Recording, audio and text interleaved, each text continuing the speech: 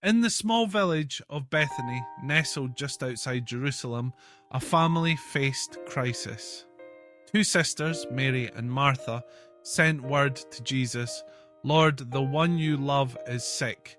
They were speaking of their brother Lazarus. The message was short, urgent, and full of trust. They didn't beg, they didn't explain.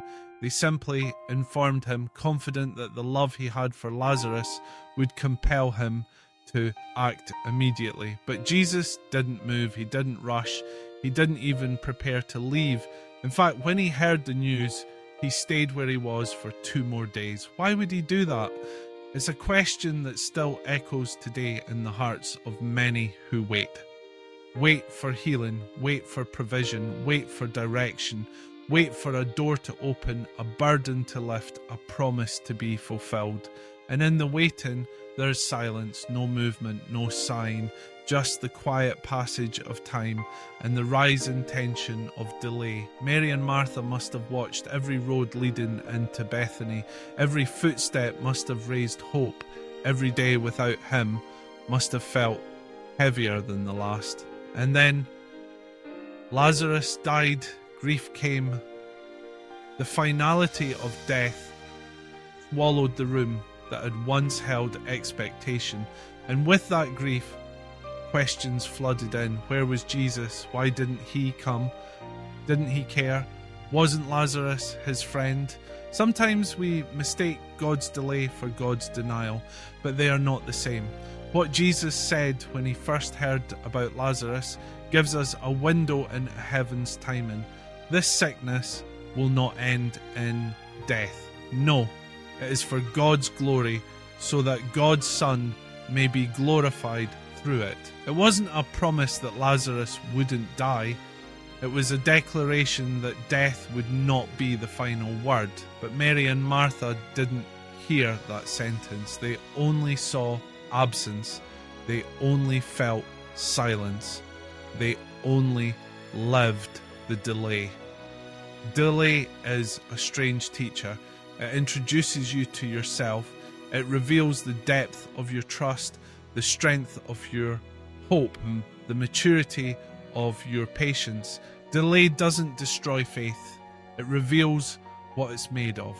In those 2 days, Jesus stayed where he was. Something was happening behind the scenes. Something divine. Something beyond comprehension. He wasn't being careless.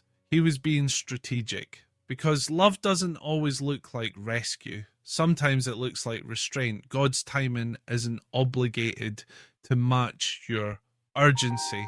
It's aligned with eternity.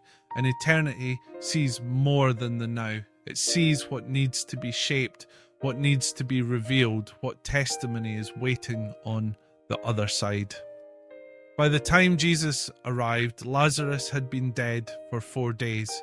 The grief was thick, the sorrow was settled, people had come to mourn, and hope had been buried with the body.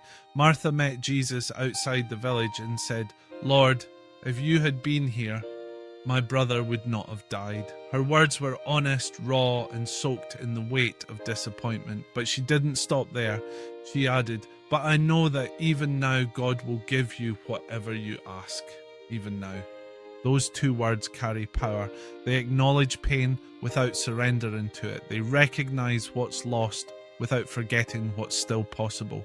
Even now is faith with bruises. It's trust that limps but keeps walking. Jesus didn't explain himself.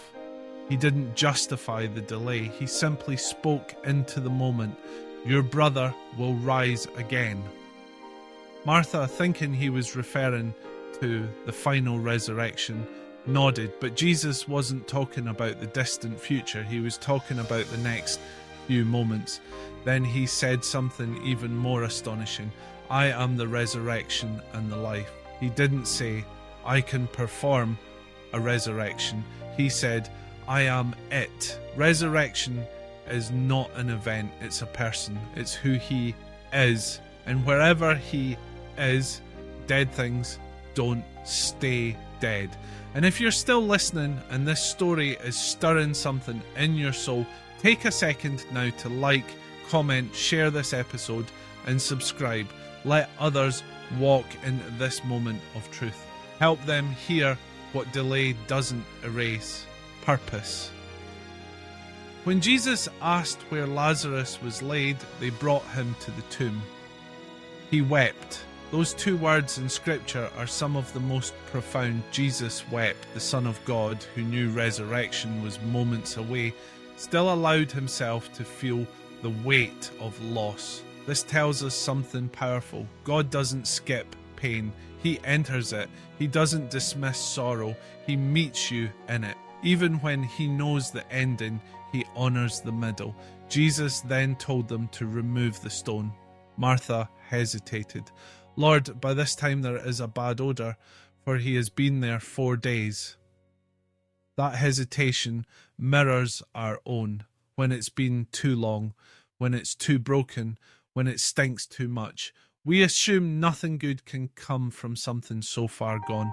But Jesus responded, "Did I not tell you that if you believe, you will see the glory of God?" Then he lifted his voice and said, "Lazarus, come out." And the man who was dead walked out, still wrapped in grave clothes, still carrying the evidence of what had been, but undeniably alive. The delay wasn't denial. The silence wasn't absence. It was all part of the setup. Because sometimes the miracle isn't in avoiding death, but in coming back from it. And when God waits, he's not punishing.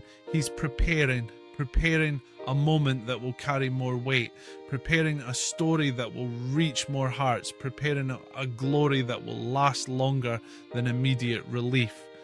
God's delay is never careless. It's calculated. It's often frustrating, sometimes painful, but always meaningful. The waiting room is where faith matures, where desperation turns into dependence, where assumptions about God are stripped away and a deeper trust is formed. Mary and Martha asked for healing. Jesus brought resurrection. They wanted prevention. He offered transformation. What they thought was the worst case scenario became the platform for a miracle that would echo through generations. There are moments in life when it seems like heaven has gone quiet, like prayers hit a ceiling, like God has chosen not to intervene. But these are often the moments when something deeper is being written, something not immediately seen, something eternally valuable. You may be in your 4th day moment, surrounded by reminders of what didn't happen, looking at closed tombs, feeling forgotten. But the story isn't over. The author hasn't finished. Resurrection may not come how you expect, but it's coming. Hope may not look like what you imagined, but it will find you. Just because he didn't show up when you wanted doesn't mean he won't show up in power. Hold on. Because when God waits, it's not a sign of indifference. It's the rhythm of a deeper plan. A plan that doesn't just heal the wound, but reshapes your understanding of who he is. Maybe you've prayed, maybe you've waited, maybe you've wept, and still it feels like he stayed 2 more days. Still, you haven't seen movement. But what if the delay is the setup? What if the grave you thought meant the end is actually the place where glory will rise? There is purpose in the pause. There is weight in the wait. And there is power in the one who speaks life to dead places. Jesus didn't miss the moment. He created a better one, and he's still doing that today. So if it feels like he's late, remind your soul, he's never early, he's never rushed, but he is always right on time, even when he waits, especially when he waits. And now, centuries later, we're still talking about Lazarus, still learning from the silence, still drawing strength from the delay, because what looked like abandonment became an anthem. What felt like silence became scripture. That's what God does. He takes the hardest pauses and writes the holiest pages. He takes what you thought was over and resurrects purpose from the ashes. So wait well, wait with hope, wait with the confidence that the one who loves you is not distant, not indifferent, and certainly not done. The stone will move, the voice will call, and what feels dead will rise again. Because when God waits, it's not the end. It's just the beginning of something deeper. Trust his timing. Trust his heart. And when nothing makes sense, remember Lazarus. Remember the delay. Remember that sometimes the waiting is the womb of the miracle.